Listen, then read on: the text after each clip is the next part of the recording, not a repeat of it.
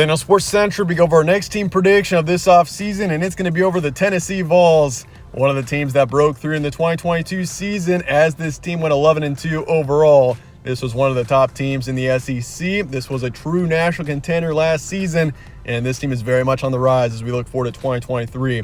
But how will this team be in 2023, and whether or not this team will once again be a national contender this upcoming season is what we'll be talking about here today. We'll be analyzing this team and predict their schedule game by game in this video. Let's get started with a quick recap of 2022. This team was 11-2 last season, first 11-win season since 2001. It's been a while since this team's been a big contender. I mean, this is their first 10-plus win season since 2007. So first 10-win season plus in 15 years. And so for Tennessee, this team, they've got some good momentum. Looking forward to 2023, Josh Heupel, only in his second season, was able to lead the Vols to national contention. And here we are. Tennessee, they beat Ball State in week 1, 59-10. Beat Pitt on the road in overtime, 34-27.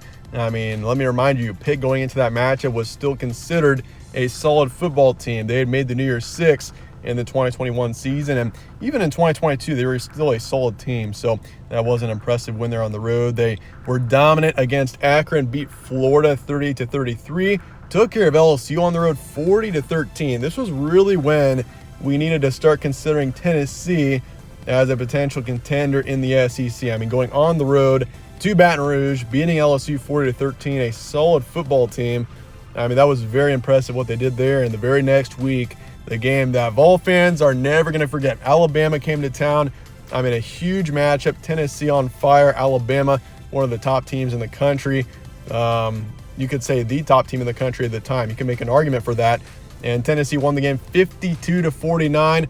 I still think that, I mean, just watching that matchup, I mean, that was one of the most memorable matchups, honestly, if not the most memorable matchup of the regular season, just considering both teams going in, the game that it was, just an incredible game, and Tennessee got the win there.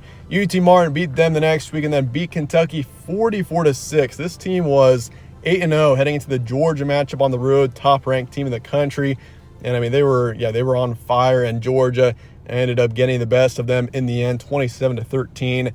Bulldogs eventually won the national title, obviously their second straight national championship, and they're the top power in college football right now. So, I mean, yeah, for Tennessee 8-0 going into Georgia, it was at least close, but couldn't get much going against that brutal Georgia defense. Beat Missouri the next week 66-24, lost to South Carolina. This was a very disappointing loss.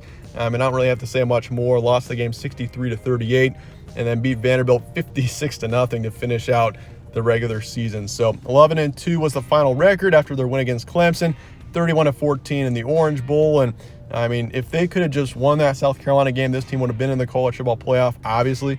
But at least this team was able to show that they truly were an incredible team despite not having Hendon Hooker in the Orange Bowl and winning that game 31-14. But looking forward to 2023 now, your roster preview, Hendon Hooker is gone.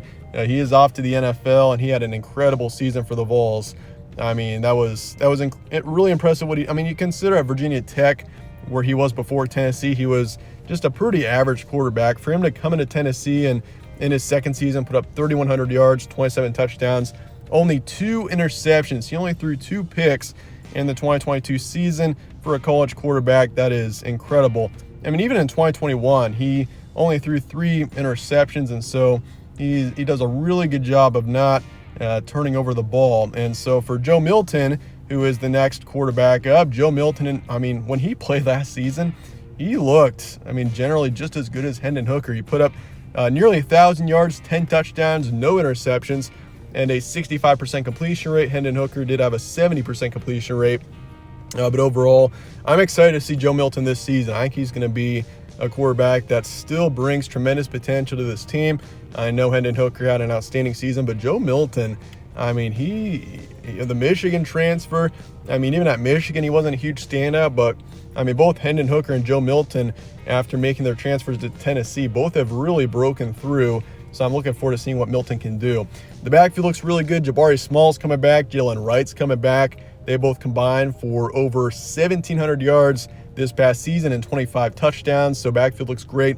Jalen Hyatt is gone. He was the top receiver on this team this past season, putting up 1,200 yards of offense, 15 touchdowns. It's going to be tough losing him. Cedric Tillman's also gone, who was injured for a good chunk of the season.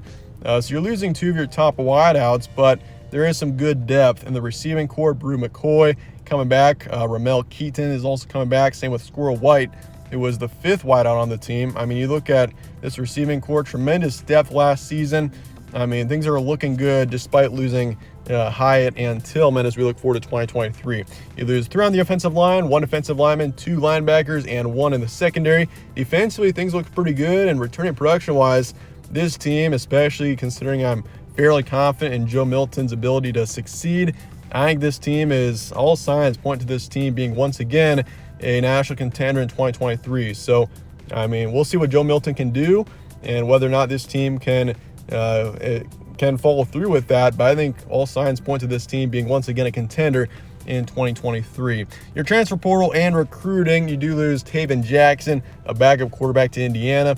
You're also losing a couple of running backs here, Lynette Whitehead and Justin Williams-Thomas. But once again, I mentioned backfield is doing just fine, having Jabari Small and Jalen Wright coming back.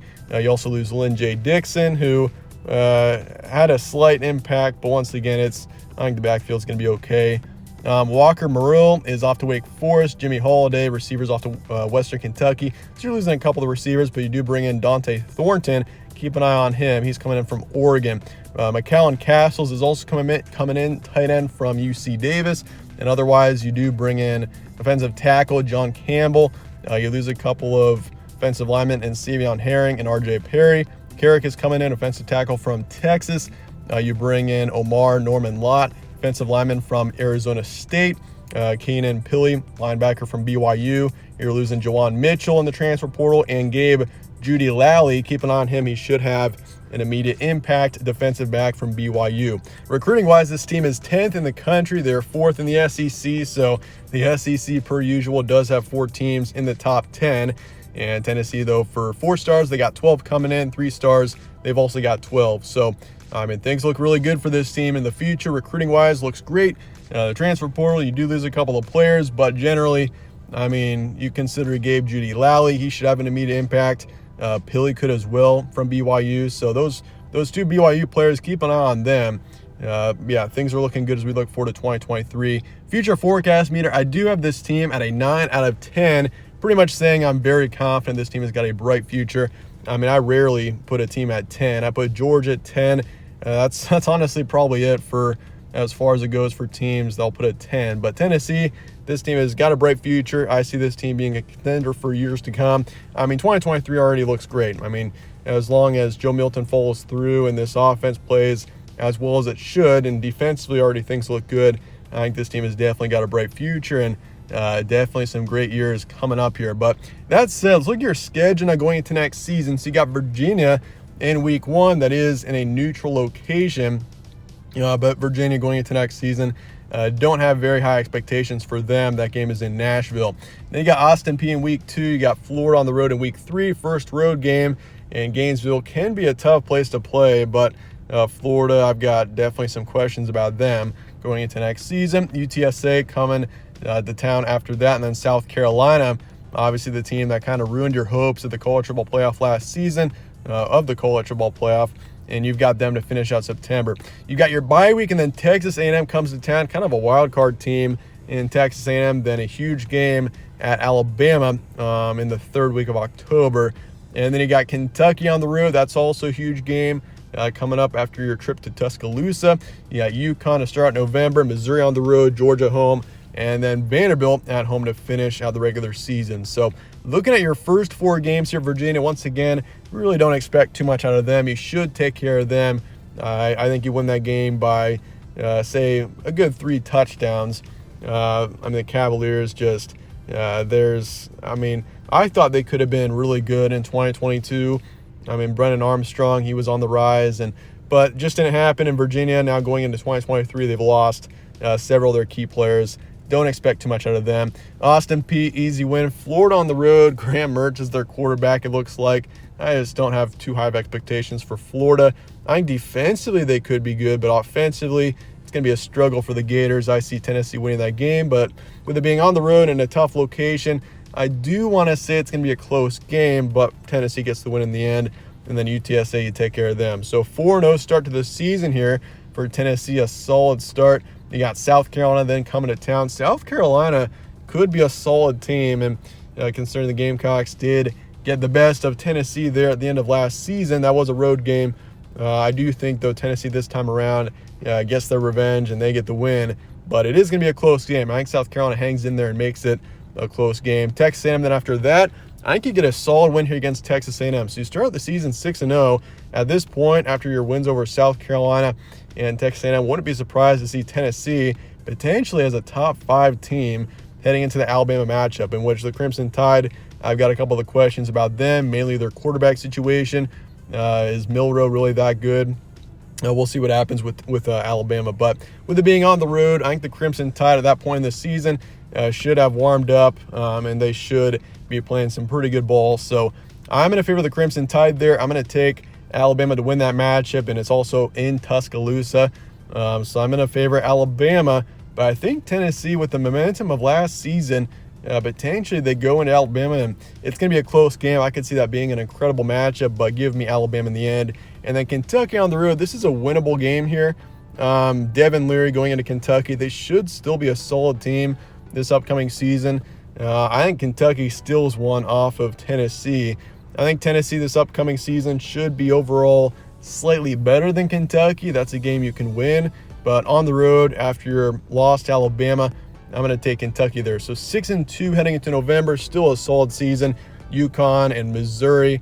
I think you beat UConn. Missouri on the road, I'm going to say that's a close game, but you definitely win that one.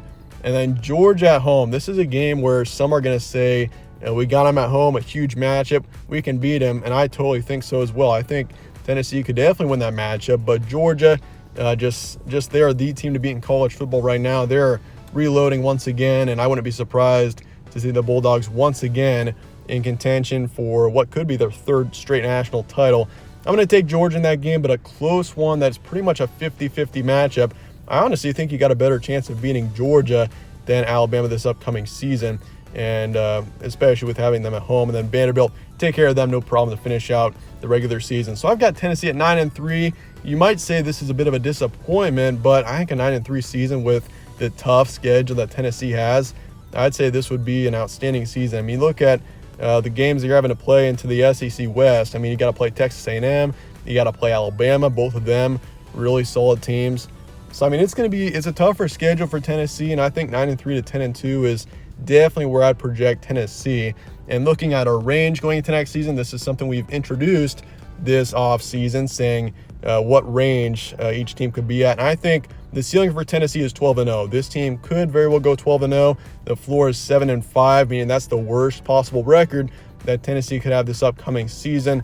And if you look at the records there on the right side, the records in orange saying the 7-5 and 12-0, those are pretty unlikely but possible. I think 11-1, 10-2, and 8-4 also likely as far as records could go for Tennessee, how many wins this team could get. But my prediction is 9-3 for Tennessee, being in green. So if you're looking at your most reasonable range, I'd say 8-11 wins. If you're looking at more beyond that, it's 7-12. And honestly, 6 wins and below is, I would say, almost impossible for Tennessee. I just can't imagine this team having 6 or less wins in 2023. But who knows? We'll see what happens. I think Tennessee is going to be a solid team once again in SEC contender this upcoming season. I don't think they win the conference. I think in the end they do miss the college football playoff. But, I mean, this team has got the talent to make a run. It's just a tough schedule. But let me know your thoughts in the comments below on the Vols, and I appreciate you guys watching as always. Stay tuned for more from All Sports Central. Catch you on the next one.